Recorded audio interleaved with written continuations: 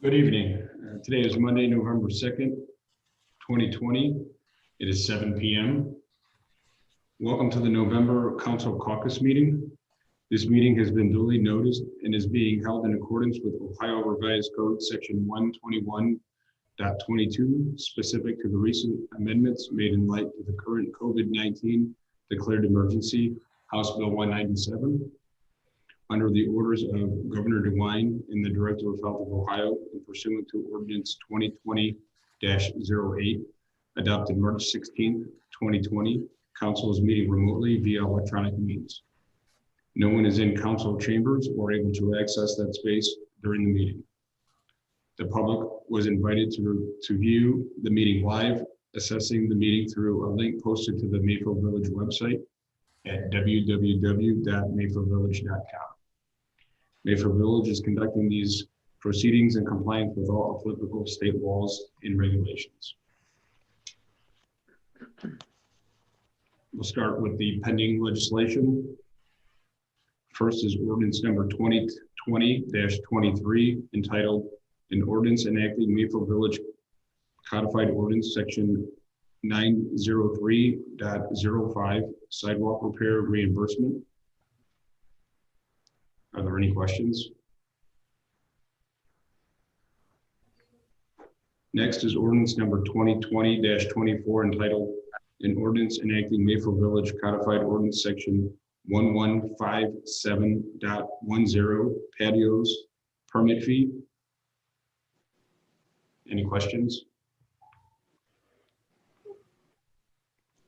Next is ordinance number 2020-26 entitled an ordinance appropriating funds for current expenses and expenditures of Mayfield Village, Ohio for the period from January 1st, 2020 and ending December 31st, 2020 and declaring an emergency. Are there any questions? Moving along to ordinance number 2020-27 entitled an ordinance appropriating funds for current expenses and expenditures of Mayfield Village, Ohio for the period from January 1st, 2021 and ending March 31st, 2021 and declaring an emergency. Any questions?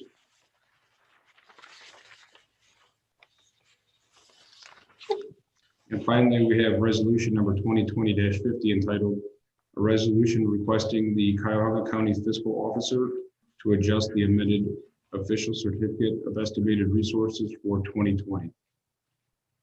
Are there any questions? If no questions on any of these, we'll move along to the mayor's report. Thank you, Council President. We just got a couple of things, noting that we are on the eve of Election Day. I encourage everybody who hasn't voted yet in Mayfield Village to please go out and vote tomorrow. It might be cold, it might be inconvenient, and there might be a long wait, but really I think voting is one of the greatest privileges we enjoy in our democracy. I'd also like to refer everyone to an open letter that was written by Governor Mike DeWine to all Ohioans yesterday. And in it, he offers a lot of wisdom and encouragement. In it, he notes the great political division that is within our country and yes, within our state. But he says, despite this deep divide, there is still so much more that pulls us together than tears us apart. He goes on to talk about our common enemy, which is COVID-19, and the need to pull together to fight that enemy. I'll see if we can get a link to this letter on our website. It's available on the internet, but I'd like to end by quoting the last part of his letter. And he says this: "It has been said, one can find common ground only by moving to higher ground. Now is the time to move to that higher ground. We must come together as Ohioans have always done. We must put the past behind to move forward. Ohioans have always been a forward-looking people. It was Ohioans who invented flight and allowed the world to take to the skies and beyond. And though we are inspired to dream big and have led the way to the heavens, we've only done so through a relentless focus on detail, achieved by working together with our feet firmly on the ground. We are practical, we are problem solvers, we are inventors, laborers, and exceedingly hard workers with a special kind of grit, resolve, and determination. Show Ohioans a problem, and we will show you a solution. That's what Ohioans do. That is who we are. We are people who unite in the toughest of times because our shared bonds will always be stronger than our differences." Thank you, Governor DeWine, for your words of hope and encouragement, and I'm sure all of us in Mayfield Village will take heed. Thank you. That's everything I have tonight. Thank you, Mayor Bodnar. And just echoing the mayor's comments regarding Election Day, it is almost here for in-person voting. So as she mentioned, please come out and vote tomorrow. The polls are open from 6:30 a.m. to 7:30 p.m. at the Mayfield Village Civic Center. Please remember to social distance and wear your mask. We have a couple of birthdays in November. Today is John Marquardt. Happy birthday. Thank you, Council President. You're welcome. And we also have George Williams' birthday, which is on November 24th. Happy birthday to both of you. Thank you, sir. You're welcome. The next regularly scheduled meeting of council is on Monday, November 16th at 7 p.m. The meeting will be held virtually. The agenda will be posted on the website for public view and comment. Council President's report. So we'll move along to Clerk of Council, Mrs. Betzel. Yes, Clerk. Yes, Council President. I'm going to defer to Patsy Mills for the first part of my report on Shred Day that was held this past Saturday. Okay. Shred Day was this past Saturday. It was a cold but sunny day. We shredded for the villagers. It came 400 boxes. And for the village itself, here at the Civic Center, 104 boxes, a total of 504 boxes. Total shred pounds, 13,000 pounds. The representative said the truck was full to capacity. Special thanks to Paul Byrne, Mark Pizzuto, Steve Woloski, and Frank Ogg from the Service Department, Mark McKinley from the Police Department, and Mary Beth for coordinating this activity. What was different this year due to the COVID was that people could not get out of their cars and empty the boxes and could not be returned to the villagers. A lot of the boxes were heavy, and when they were emptied into the bin to be shredded, the boxes were broken down. When the Service Department truck was filled with boxes, they drove them over to the dumpster. I was tallying the boxes, and I believe about 95% of what we shredded was in boxes, which was a lot of work. Our next community shred day is scheduled at the Civic Center for Saturday, June 5th from 9 to 12.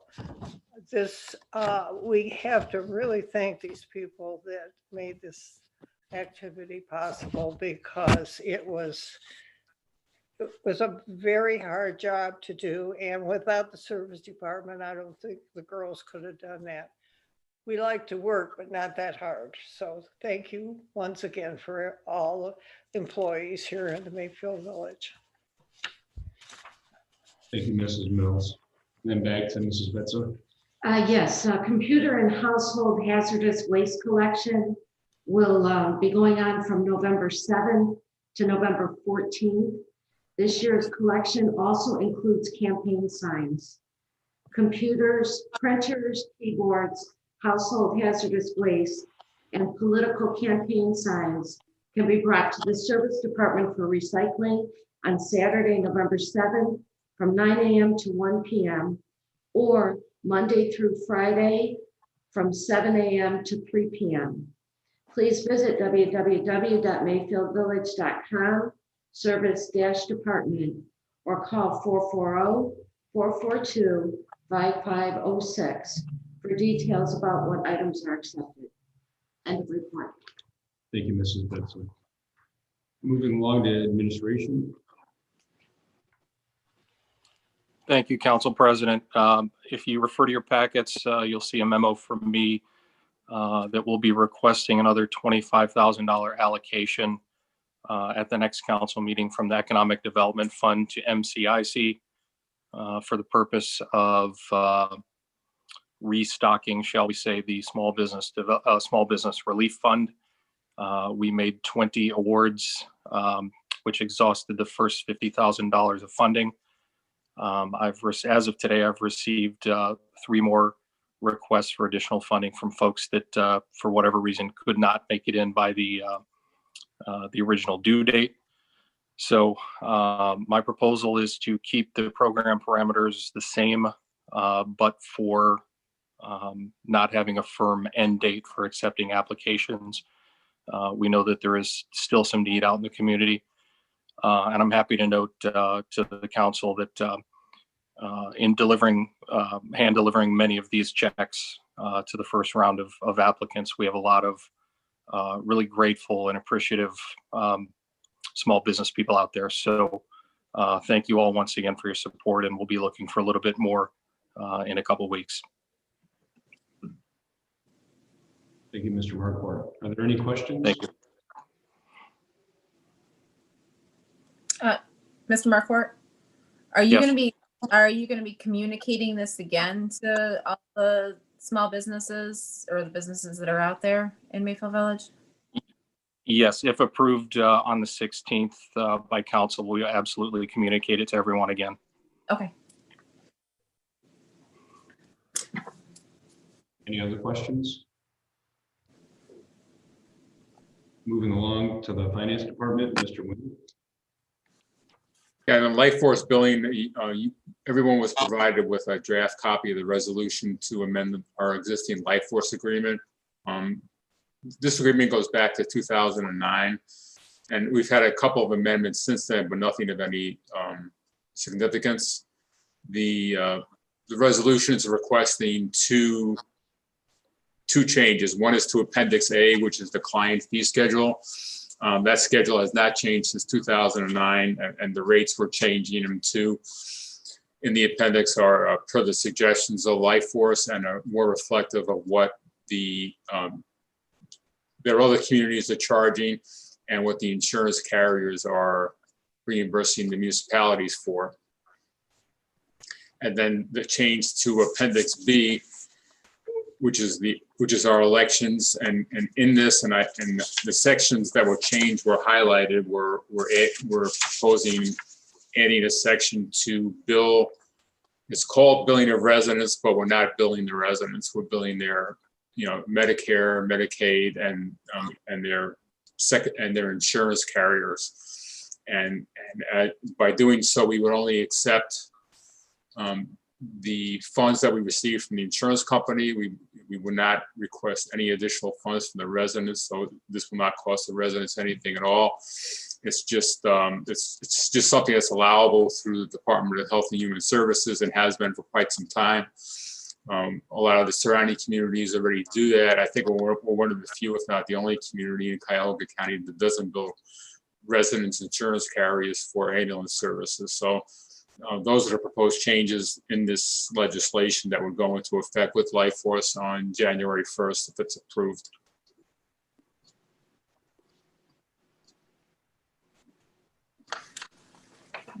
Any questions?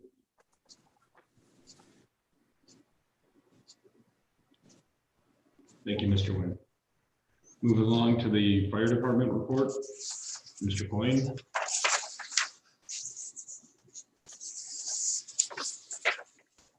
You're muted, Mr. Quinn. You'd probably prefer that, but Chief Garcia-Pollock could not be here this evening, but I've been asked to submit a brief explanation of the modifications to the fire chapter. As you may know, Chief Libbins, Jim Budzik from the law department have been working under the direction of the mayor to update actual practices and appropriate practices for a modern operation of the fire department. You received a letter from Gino on October 28th, attaching some of these amendments. And I'll just review a couple of them briefly. So Chapter 141 of the fire department has been amended to include provision that all current and new line firefighters and officers shall maintain their state certificate, paramedic status, the chief and the assistant chief, and the fire marshal shall maintain an EMT certification as well. It also enumerates the provisions for eligibility for becoming a firefighter in the village under section 141.01, where you have to be at least 18 years of age, no older than 32 years of age. However, you can be up to 41 years of age, providing you have service in the fire system or another, or being a firefighter, some other community. There have been some changes made to the adoption of the Ohio Fire Code so that the fire code will adopt the Ohio Code, the Ohio Administrative Code, the Ohio Revised Code, and future amendments will include the Ohio Fire Code. There's a provision added in 1501.01 concerning the municipal fire safety inspector. Upon the inspector's request, the municipal legal officer of the village can prosecute any actions under section 3737. in section 1501.16, they've included some new permit requirements for things like mobile food units, et cetera. So that's been updated for the provision of new permits. That's the recommendation. And section or chapter 1522 of the code provides for a new building marking system. And this is pretty important. This will provide for signage which will identify construction and the types of construction of buildings in the village, and also to identify any associated hazards with said buildings. And attached to chapter 1522 are the symbols or the sample symbols that can be posted in buildings, in the front of buildings, so that the firefighters can identify certain risks that may be present when they're fighting a fire or inspecting a building. And the last item is part 7, which is the business regulation code. And this is really updating the alarm systems that are in commercial buildings that go directly to the police department, the fire department, and it regulates how such alarm systems are to be installed and operated. So that has been amended, as well as chapter 13 of the building code. So all of those amendments, suggestions, and recommendations are in your packet, and you are welcome to ask any questions now or simply contact the chief if you have any questions. End of fire department report, but I'll be glad to take any questions now.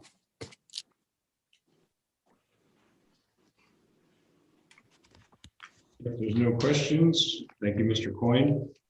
And we'll go back to Mr. Coyne for the law director report. Yes, so as you may know, on October 6th, a letter was received from a petitioner committee chaired by Ron DiNardo. It was received by the council clerk seeking to amend the village charter. Specifically, there are 2 amendments that are being sought through the petitions that he had circulated. One was to amend Article 3, Section 1 of the charter to require that no council member can serve more than 2 consecutive terms beginning from their first elected term.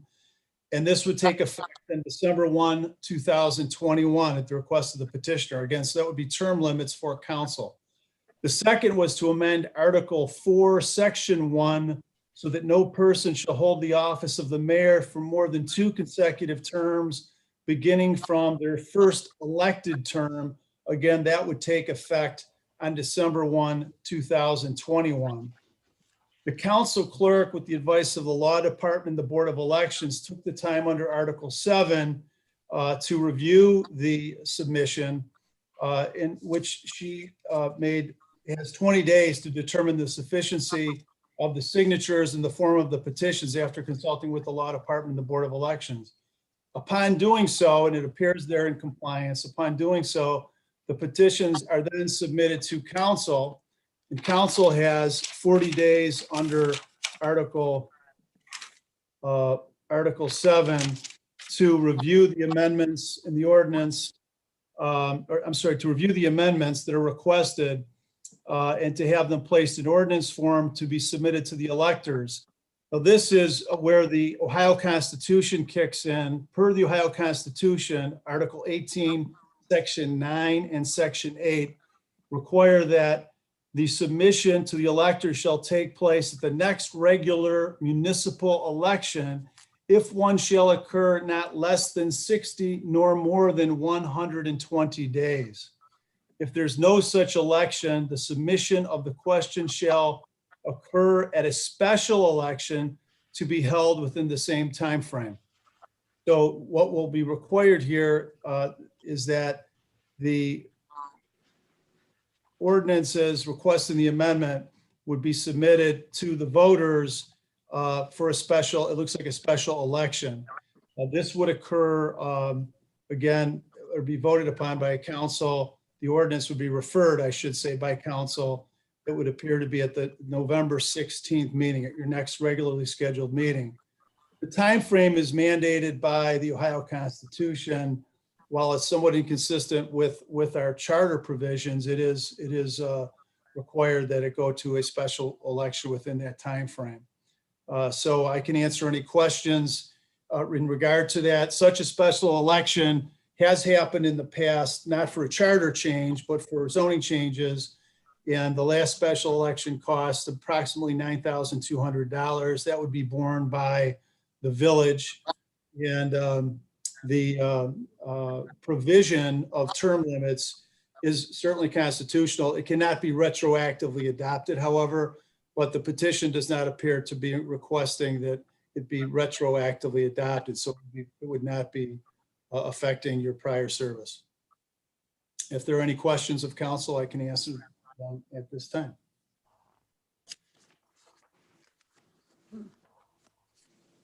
Mr. Coyne, so that's special election, so it's like a typical election day where you're just going in to vote for those two issues? Yeah, it would be just those two issues. We would probably contact the Board of Elections to determine dates. It might be if there's another special election, like for the Board of Education, you might match it with that, but otherwise we will consult with the Board of Election on the date. It would be a Tuesday. And again, it would be between 60 and 120 days when you refer the matter to the Board of Election, which at the earliest would be November 16th. So you'd probably be looking at sometime in January would be my guess. I haven't done all the math on the dates, but that would be the provision. And what did you, I'm sorry, the estimated cost that you said for the village? $9,200. And that was based on the last special election, which was what year? Yes, 2 years ago, I think. Approximately a year and a half ago.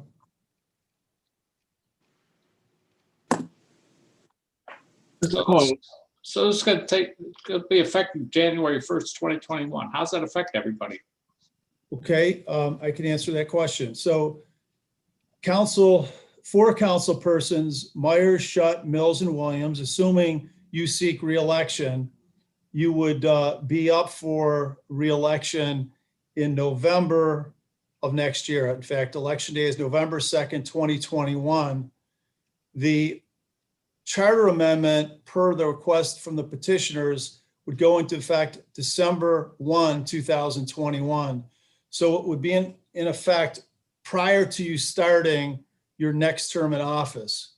What that would mean, Councilman, using you as an example, if you don't mind. You aren't up next year, though, I guess, but you're up November 7, 2023. But I'll use Councilman Myers as an example then. He would be up November 2nd, 2021. So he would take office January 1, 2022. So it would be effective for that next term.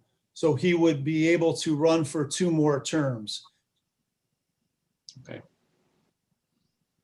And the same would be true for the other 3 council members and the mayor, of course, whose term of office ends in December of 2023. That election would be November 7th of 2023. They would commence their next term if they were reelected January 1, 2024, and they could seek a second term after that.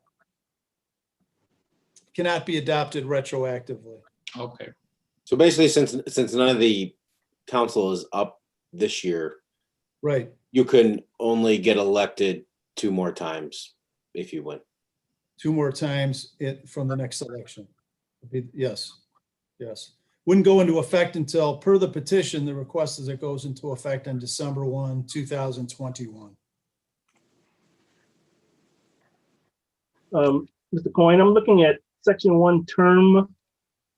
In bold, it says no person shall hold this office for more than 2 consecutive terms, beginning from their first elected term. Is that after this? So it would apply to their first elected term that commences after December 1, 2021. Your prior years of service would not be included as your prior, is your 2 consecutive terms. Okay, thank you. Mr. Coyne?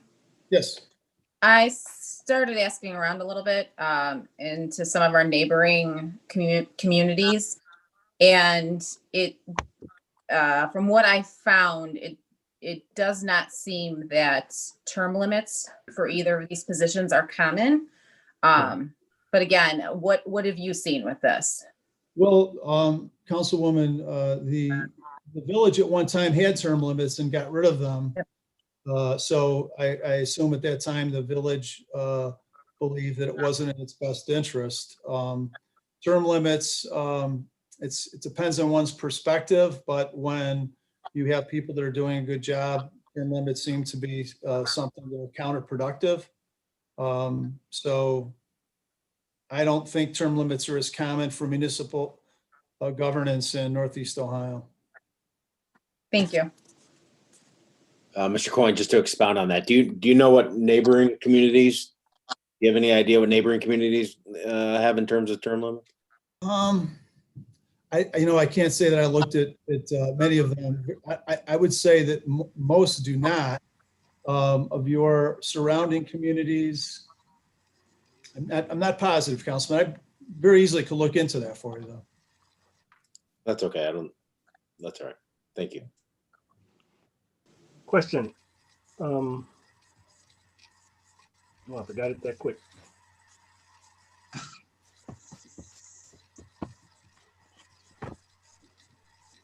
Oh. Does this, what are we saying here? This requires council approval or not? Council really is submitting it to the Board of Elections. So it would be through an ordinance that would be approved by council, reflecting the language requested by the petitioner. The Board of Election would then review the language to put it in a format to be on the ballot. In order for it to go into effect, the electors of the village would have to approve it. What if council does not provide legislation? That's a good question. Council really has to submit it in the form of an ordinance to the Board of Elections. I don't think council has discretion to do that or not. I think you really are bound to follow the petitioner's request to submit it to the Board of Elections. And I could go so far, failure to do that would subject the council and the village to probably an action in mandamus requiring that to be done. Okay. So what's the purpose of this ordinance? What's the purpose of this act? You'd have, in terms of the purpose, you'd have to ask the petitioner that question, but it would restrict individuals who want to do public service from no more than 2 consecutive terms. I understand. You just got to force a lot more people in the system overall, you know? That's why we moved it the last time. Couldn't have enough people run. Right, right. Has anyone spoken to any of these individuals on the committee to elaborate what Bill was saying?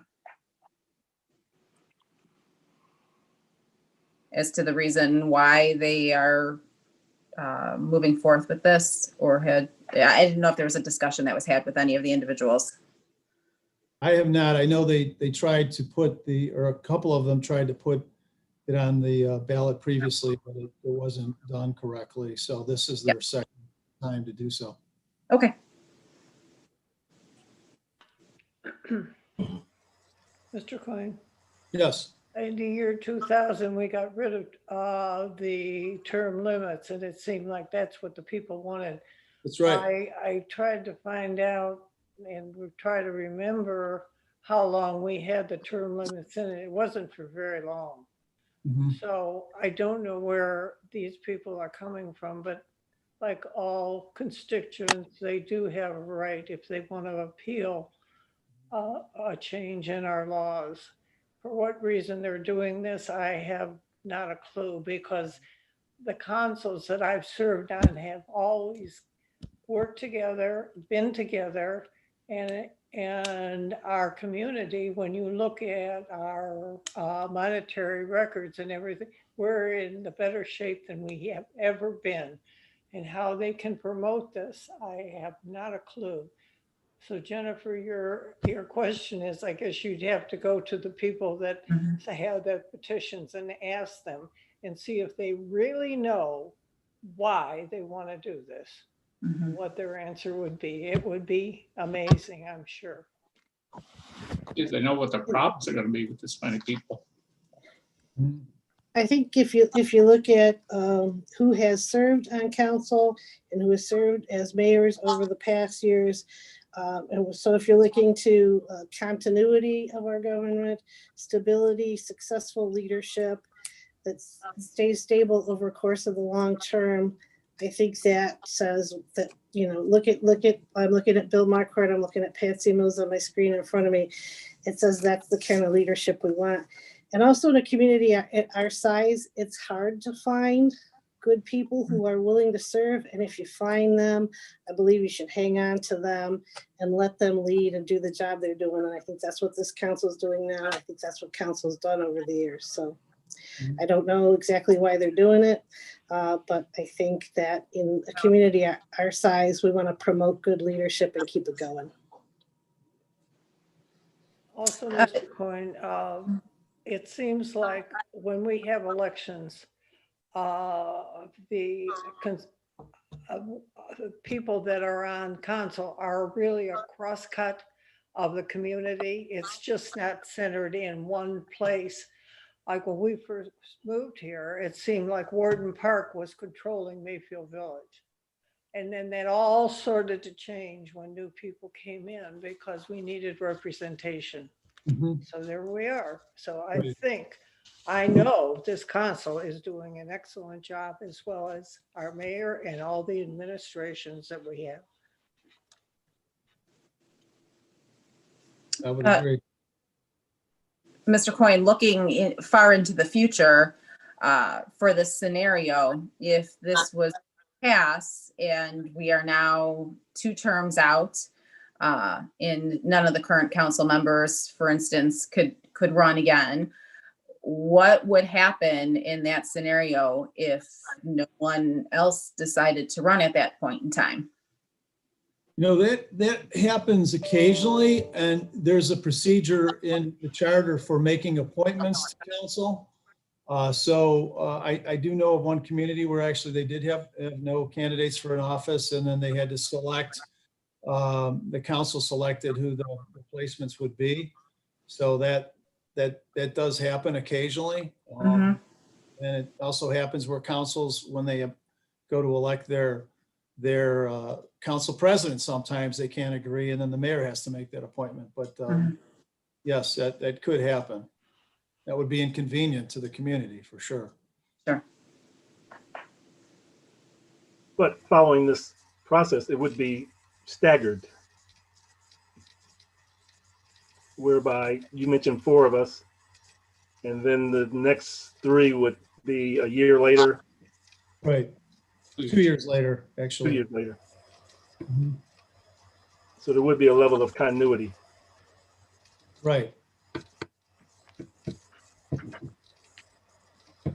Mr. Coyne, I think this is what the last 2 people, Jen and George, are talking about. That if it were to pass, that wouldn't preclude you from running for an at-large seat if you had a ward seat, or vice versa, correct? After the 2 years? After the 2 years. Well, it's Sorry, after the 2 terms. it's 2 consecutive terms on council. So it would be, you could not, I don't think you could serve as a member of council for more than 2 consecutive terms. So it would appear that you could take a term off and then run for, an at-large seat 2 years later. So Mr. Coyne, could a council member then exhaust say this went into effect, they could exhaust their 2 consecutive terms, then they could say be mayor for 2 consecutive terms and then go back to council, and the same for between mayor and council? It's an excellent question, Mayor. I think you could do that. You just cannot hold the office for 2 consecutive terms. And I think, you may have seen this with the Ohio legislature. You're seeing that where you get a state representative who can be elected for 8 years, 4 terms, and then he runs for the state senate. And the state senator who's in the same boat, he runs for that state representative's office, which is in the lower house. But that is happening in different parts of the state of Ohio. So I think that it just says 2 consecutive terms. It would not preclude a council person from then running for mayor, serving a term as mayor and going back to council for 2 more terms. Thank you.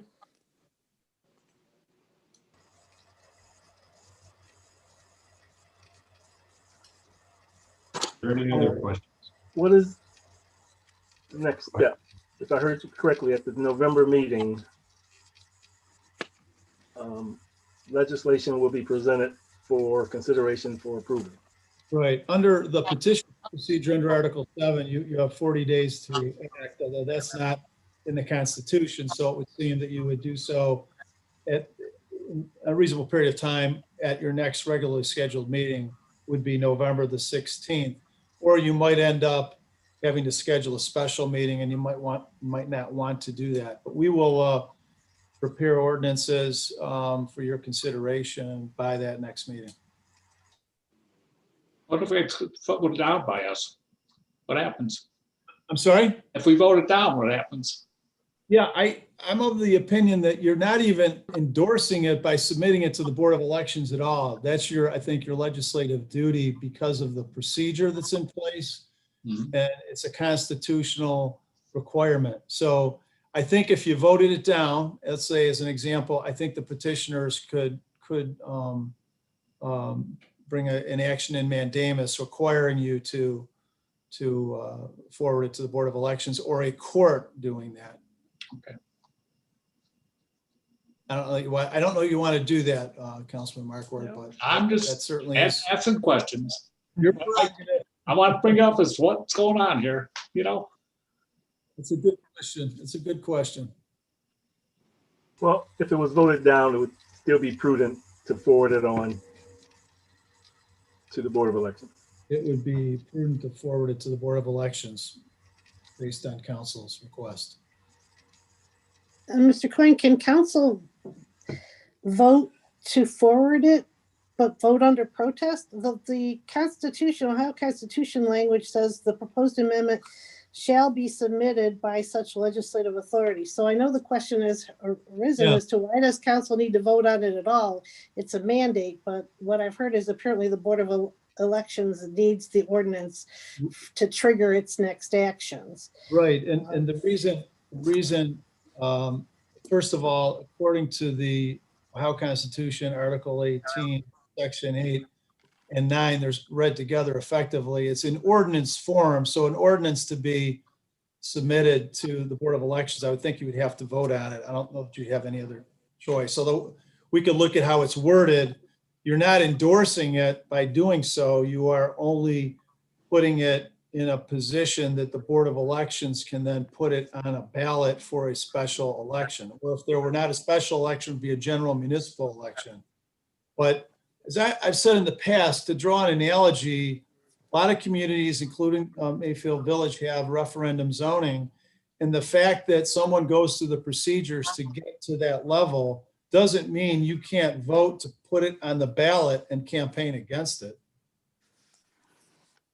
It's just the procedure that a lot of communities require for referendum zoning. Right. So I think that's a decent analogy. I wouldn't take any position of the council to put it on the ballot by submitting it to the Board of Elections as any way an endorsement of the measure. It's simply going through the procedure that's provided for in the Ohio Constitution and to a great degree the charter, although the timeframes are different between the charter and the Ohio Constitution. Mr. Coyne, is that special election, is that all in person or is there absentee available for that special election? You know, in COVID-19, I can't give you a clear answer on that, but I'm presuming, well, I know for even a special election, you could vote by absentee and you can vote in person. The voting by mail we've been doing for this presidential race, that could still be in effect then. I don't know if the election laws and the Board of Elections are going to accommodate that. going into next year, because some communities will have primary elections next year, so that could be in effect still. Would that be a simple majority? Yes, Okay, of the electorate, yes, of the people voting, right, right? yes, simple majority of the electorate.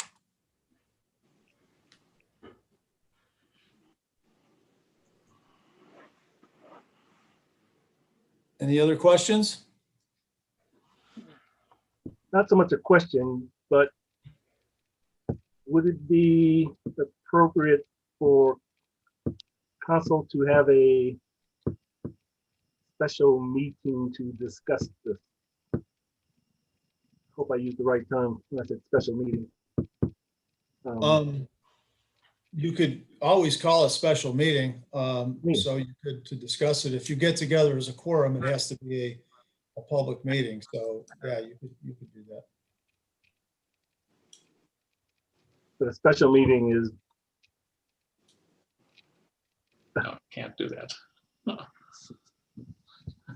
well, we had special meetings in the past on other topics. I'm just asking for definition. Yes, you do have the right to conduct special meetings, but again, it would have to be an open meeting. You have a quorum Okay. present. And have an executive session at that meeting. You can only do that when there's litigation involved or personal matters or acquisition of real estate. So That's what I was getting at. I'm sorry. Thanks, Bill. Yeah. Executive session. And thanks, Tony, for clarifying when a executive session can be called. you're very welcome, Councilman.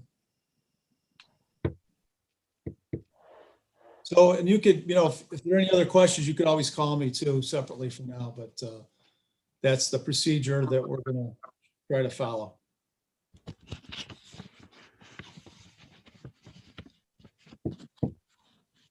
Okay, thank you, everybody, for your commentary.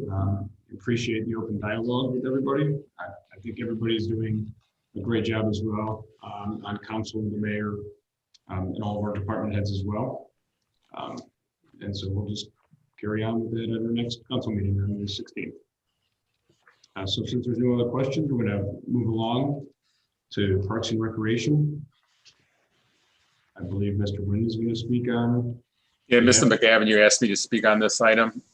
In August, council approved an expenditure of $33,036 to Lewis Landscaping for renovations to 2 of the softball fields. And part of that renovation only included replacement or installation of a grass track and drainage on one of the fields with the intention of doing the second field in the spring. Conditions being as they were, when the contractor was out there doing the work, it made sense to move forward and do it with the second field also, which was outside the scope of the initial approval of $33,036. So that's why we're requesting approval for $6,402.16, which was the installation of the grass track and the drainage on the second field.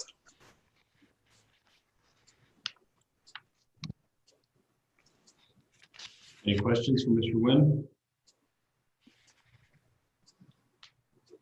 I make Thank you. motion to approve, please.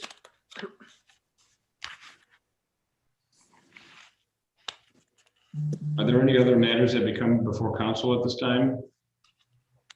Yes. I'm sorry, Go ahead. I thought Betsy had made a comment. Did we overlook you, Patsy? Okay, I'm sorry. I thought you were trying to say something. Yeah, no problem, Mr. Williams. Okay, Any other matters that come before council at this time? yes. Wanted to provide an update on the discussion regarding deer population in Ward 4. Just to let everyone know, thanks to the help of Diane Welgemuth and the mayor, a representative from the Department of Natural Resources will be making a site visit to Ward 4 next week, Tuesday, November 10th, to help us determine the appropriate next step to discuss the deer population in Ward 4.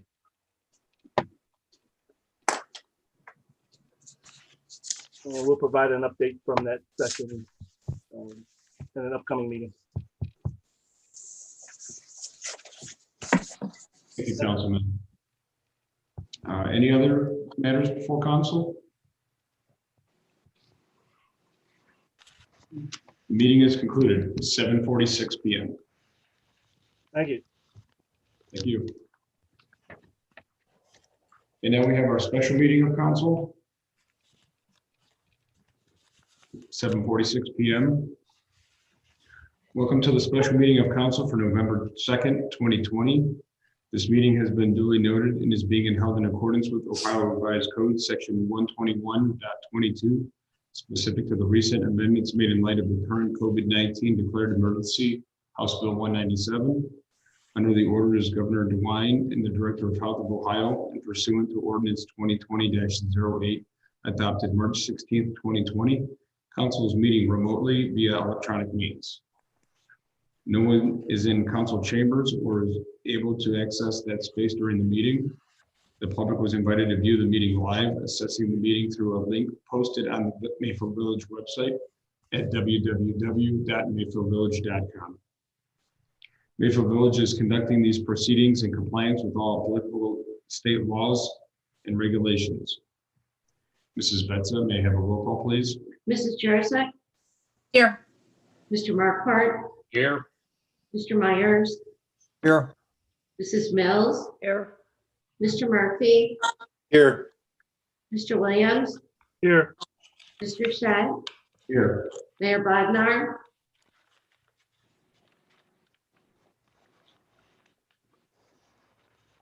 Mayor Bodnar, Here, sorry about that. Mr. Coyne, Present? Mr. Marquardt, Here.